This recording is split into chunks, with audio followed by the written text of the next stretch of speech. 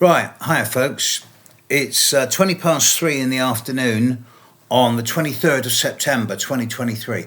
This is a case study for students of astrology. I'm looking at the horoscope of a woman called Lucy Letby. She was a nurse in a neonatal hospital until very recently, who's very recently been convicted of killing a large number of babies. She is the most prolific child murderer an infant murderer in British history.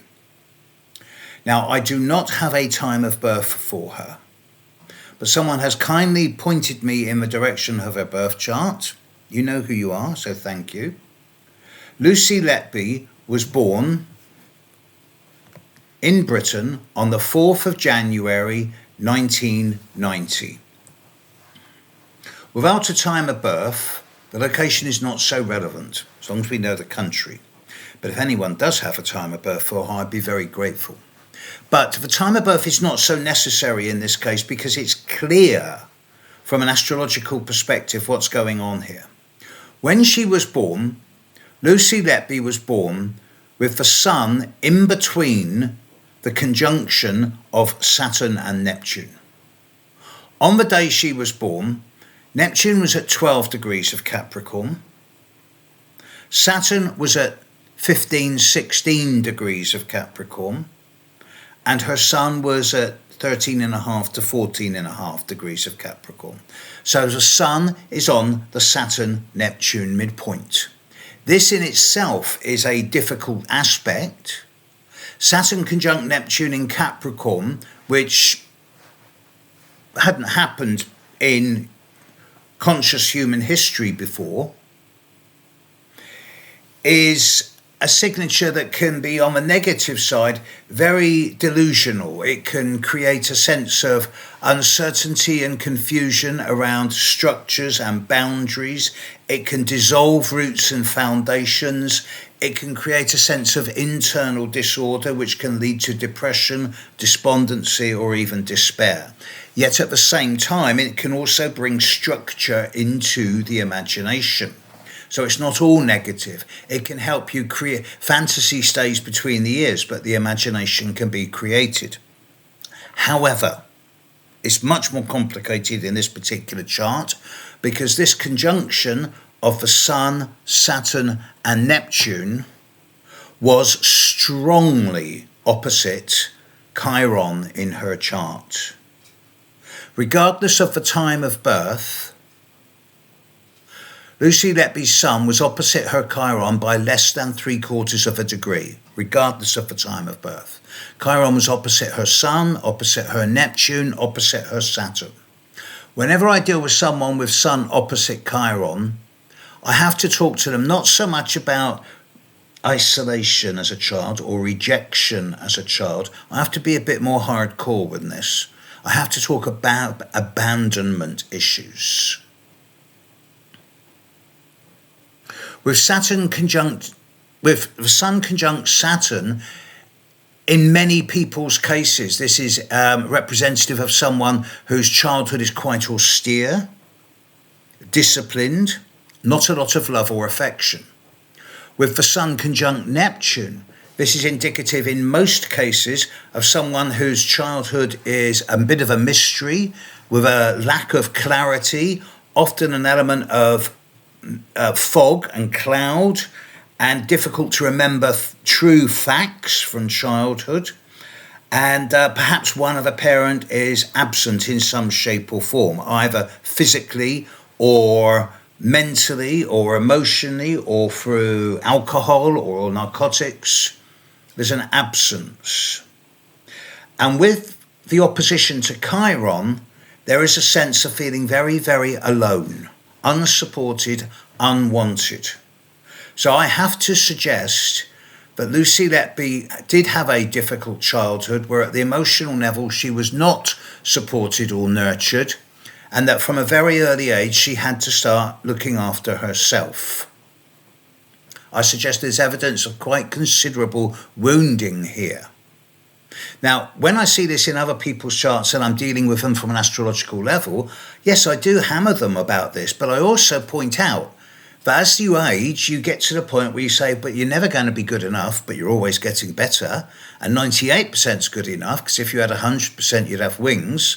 And as they age, they learn about integration, assimilation, holism, self-acceptance, and the realization that they're not being asked to succeed, they're just being asked to do their best. And the only person who can tell you what your best is you. You are judge, jury, and executioner. But Lucy Letby was young, is young. I mean, she's only, at the time of this video, she's only 33. And the first deaths in the neonatal units where she was working were recorded in May, June, and July of 2015. In May, June and July 2015, Pluto in the sky was on top of her sun. And I suggest that this would have created an energy of almost compulsive or obsessive, with an element of intense and extreme behavioural patterns, deeply rooted in psychological abandonment issues and fear of rejection from childhood, and this may have tipped her over the balance, tipped her out of control.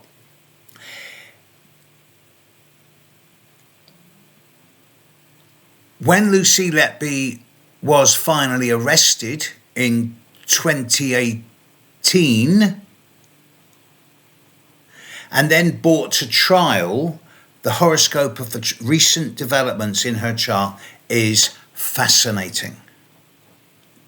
The progressed sun, which deals with the growth of the soul from within at the year-by-year level, it only moves 1 degree a year.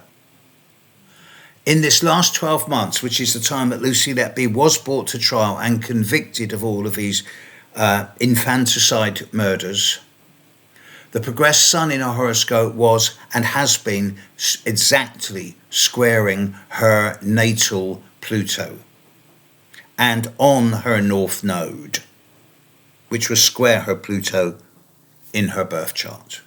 But even more damning, in the last few months, the progressed moon in her horoscope, which deals with the internal emotional situation, nothing to do with the outside world, one's own internal status, and moves 1 degree a month, has been opposite her Neptune, her Sun, her Saturn, and on her Chiron.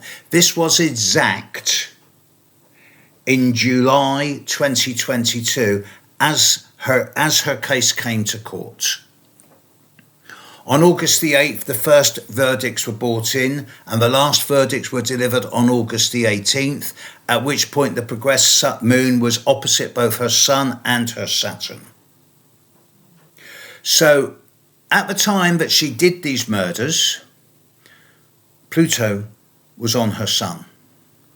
At the time that she was convicted of these murders, the progressed Sun was square her Pluto, and the progressed moon, which is a really accurate timing device, was opposite her Sun, opposite her Neptune, opposite her Saturn, on her Chiron. It was a progressed full moon in her chart. It is a time of ending and conclusion. It is not for me to pass judgment on anyone, to give my personal opinion as to whether they are guilty or not. The facts speak for themselves. She was on shift when all these babies died. When she was removed from the wards and the shifts, no babies died. This is fact. There was enough proof, there was enough evidence found in her home of admittance of crimes to convict her. I'm pretty sure she did it. But the astrological symbolism here is a fascinating subject. And this is why I really want to get a time of birth for her, so that I can be more precise. Because what is it that makes a child killer? It's obvious to me that she was seriously neglected. in some shape or form, or maybe her parents just weren't able to give her the amount of love and time that she wanted. I don't want to make her parents the bad guys here. I'm sure they did what they thought was their best. But with this chart, she would have felt very abandoned from an early age in some shape or form, and I don't think this was ever fully resolved.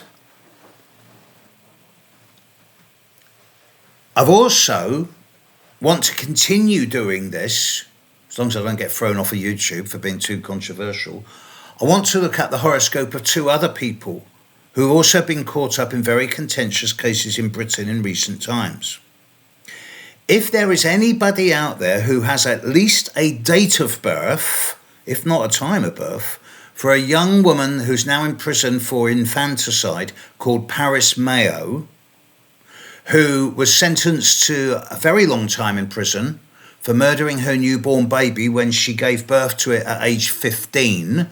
Her mother and father did not know she was pregnant. Her mother was caring for her dying father at the time that she gave birth. She's now 18, 19, and she's in prison. I would love to know, because I'd love to do that as a case study. And the third one I want to look at is the horoscope of Russell Brand. I've deliberately not commented on this so far because there are two separate charts for him. We know his date of birth. We know that Russell Brand was born, astrologers know he was born on the 4th of June, 1975. We know that he was born in Grays in Essex. But there are two different horoscopes available for him. One is set at 1 minute past midnight at the very start of the day, and one is set at 1 minute to midnight at the very end of the day. In both charts, he is a Gemini with the moon in Aries and Capricorn rising. But the patterns at the start of the day and the patterns at the end of the day are very, very different. And they suggest two very different cases. So I want to refrain from casting any type of astrological opinion on this. If there's anybody out there who has an accurate birth time for Russell Grant, and they know that beyond just the charts that are available on the internet, that it is the right time, please would they get in touch with me.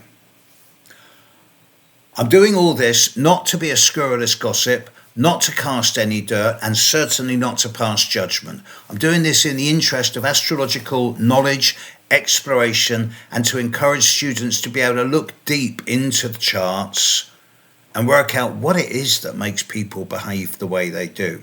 Because the more we as students and astrologers can do this, the more we can spot this and perhaps help people deal with their stuff before it turns corrupt. Okay, enough. I'm out of here. Catch you next time. Bye.